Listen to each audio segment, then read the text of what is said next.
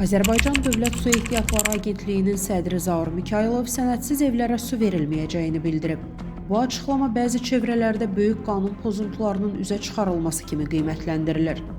Müzakirələrdə Azərsu ASC-nin sabiq rəhbəri Qorxmaz Hüseynovun, Bakı şəhər İcra Hakimiyyətinin sabiq başçısı Hacıbala Abutalıbovun, həmçinin Xətai, Nizami və Binəqədi rayonlarının keçmiş icra başçılarının adları hallandırılır. Onlar barəsində cinayət işi açıla bilərmi? Qlobal İnfoaza danışan vəkil Mehman Muratlı bildirib ki, sənədsiz ev anlayışının konkret nələri əhatə etdiyi aydın deyil. Stat: Ən azı dəqiqləşdirilməlidir ki, sənədsiz dedikdə nə nəzərdə tutulur? Çıxarış, müqavilə və digər hüquqi sənədlər mövcuddur.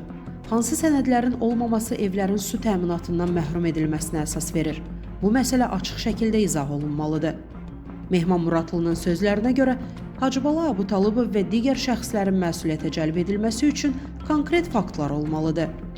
Cinayət işinin başlanması üçün fakt olmalıdır. Qeyd edilən məsələ ilə bağlı cinayət işi varsa, istintaqçılar sözü gedən şəxsləri məsuliyyətə cəlb edə bilər. Əgər burada hansısa qanunsuzluq və ya cinayət tərkibi axtarılırsa, məsuliyyət məsələsi daha geniş şəkildə araşdırılmalıdır. Bu baxımdan, bəzi şəxslərin adının çəkilməsi və məsələnin obyektiv qiymətləndirilməsi vacibdir. Statın sonu.